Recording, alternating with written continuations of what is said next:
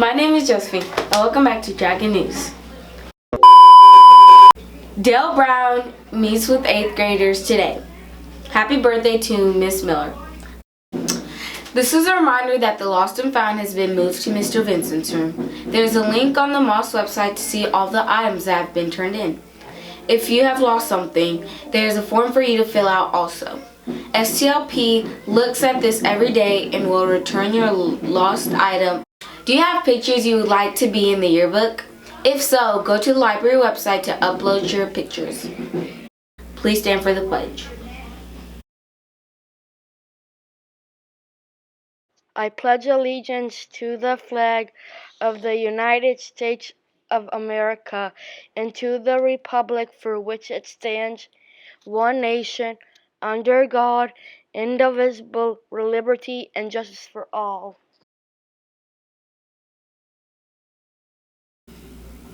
Konnichiwa is hi in Japanese. Let's learn some Japanese words with Anthony.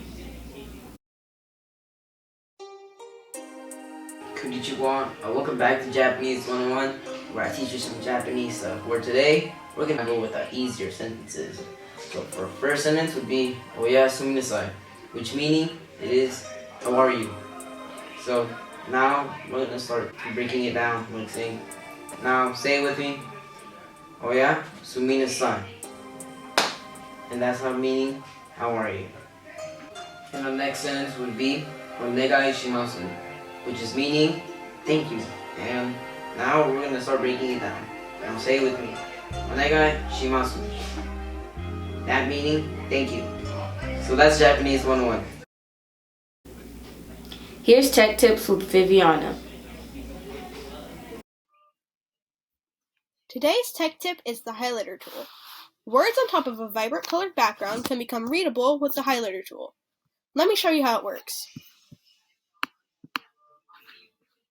Once the words that you want highlighted are selected, go up to where it says highlight color and choose a color that stands out against your background. I don't like snakes. Here's a segment on snakes. Who's the person? His name was Mr. William Reynolds. What company do you work for? I have no idea, but his title of his program, I think it's the Real Science Programs, and the title of this one that he did was called Cold-Blooded Killers. So Is it the reptiles? Were you scared of the snakes? No, I'm not scared of snakes. No. Spiders, on the other hand, I'm afraid of. Was it just snakes? No, they had snakes. There was a corn snake, a king snake, a milk snake, and he had some spiders. So he had a fiddler, like a brown recluse spider, and then he also had a tarantula. So did you throw the snake? Yes, I got the host. What snake was it? I think it was the milk snake. How long was it? Oh no! There are many good athletes here at Moss. Here's Athlete of the Week.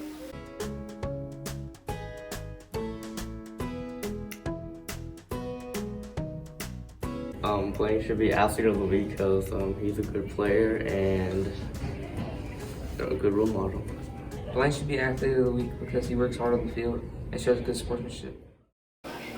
It's March Madness. Mrs. Sauber has put together a book bracket. She explains how the bracket will work in the next segment. This is Miss Sauber here, and I'm going to talk to you today about our March Madness bracket that we've got going on here in the library. It is a book bracket. So what it is exactly is that we will be voting, all the students will be voting on their favorite books. We will have 2 books against each other each week until we get down to the very last book, and that will be the most popular book at Moss Middle School. So some of the ones that are going head to head for the 2nd through the 6th of March, which is all next week, will be like Stargirl versus Wonder or Hatchet versus Holes. So make sure that you come to the library and get the form, and you can vote for your very favorite books. Let's get ready with Mind Up Mondays. Hey guys, Ms. Whitney here. Welcome back for week 8 of Mind Up Monday. So last week we learned about how using mindful tasting can help us focus our attention. This week we are going to focus on the effects of stress on the brain and mindful movement. So first let's talk about the effects of stress on the brain. Cortisol is a hormone produced by the adrenal gland. The right amount of cortisol helps us remain alert, when we feel threatened or in danger, the adrenal gland releases more cortisol, which is important when dealing with immediate danger. However, excessive amounts of cortisol can make it difficult to think and remember. So a lot of times when someone has been in a really scary situation, maybe like a bad car accident, you might hear them say that they don't remember what happened, and that is because the cortisol interferes with that function. So today we are going to help manage our cortisol levels, or one way that we can help manage our cortisol levels is to mindfully regulate our breathing. Today we're going to make connections between our mind and body by measuring our heart rate before and after controlling our breathing, which can help slow our heart rates. So first you'll need to know how to take your pulse. There's a few different ways that you can do this. One way to do this is that you find your pulse, you can hold your hand palm up, use your index and middle finger, and you can press it to the center of your wrist, and you want to press firmly. And you may feel your pulse there. So another way to do that is to use your index finger and your middle finger and hold it just at the base of your throat. Press firmly. You may find your pulse there also. And the third way to be able to find your pulse is to find it just midway between your earlobe and the base of your throat. So you just kind of slide down right under your jaw and press firmly, and you may find your pulse there also. Works differently for different people. I find that one way is easier than the others, but you find which way is easiest for you. So teachers, please pause the video here and let students find their pulse.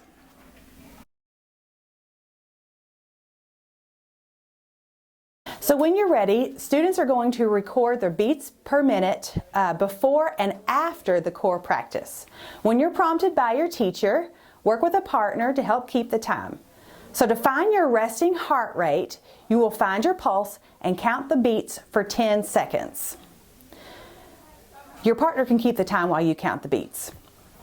So you're going to multiply the number of beats by 6 to get your beats per minute and write that number down. For example, if I count 13 beats, then 13 times 6 equals 78. So my heart rate is 78 beats per minute. So push play when you're ready to begin the core practice. Remember, get into a comfortable position. You can close your eyes if you want to or focus on your hands. When you hear the sound, take slow, deep breaths in through your nose and exhale out your mouth. Focus on the sound as you breathe. If your mind gets distracted, it's okay. Just refocus and continue breathing. When you hear the second sound, continue breathing and slowly open your eyes. Remember, you're going to take your heart rate before and after you complete the core practice. Pause now. Okay, so let's think about some true and false statements, okay? So, true or false? The body's blood vessels are 60,000 miles long. That's more than long enough to circle the earth twice. What do you think? True. Okay, next one.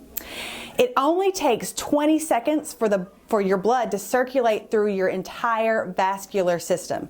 What do you think? True or false? That's also true. Okay, last one. True or false? The heart beats about 100,000 times a day. Also true. Okay, so you've just taken your pulse, you have completed a comparison activity of your heart rate of before and after doing the core practice. You may or may not have noticed a difference in your pulse, and that's okay. The more controlled breathing exercises you do, the better you get and the more difference that you'll start to see. Did you know that athletes regularly find and monitor their pulse just like you've done without the need for special equipment? Just saying. So of the 3 ways that you learned to find your pulse, which one was the easiest for you? When do you think it's easier to find your pulse? When you've been active or when you've been resting? Teachers, pause here and talk about that with your kids.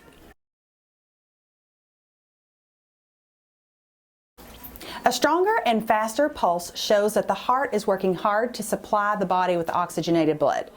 The body does this when it's active because your muscles have a greater need for oxygen. The heart beats faster in times of emotional stress too.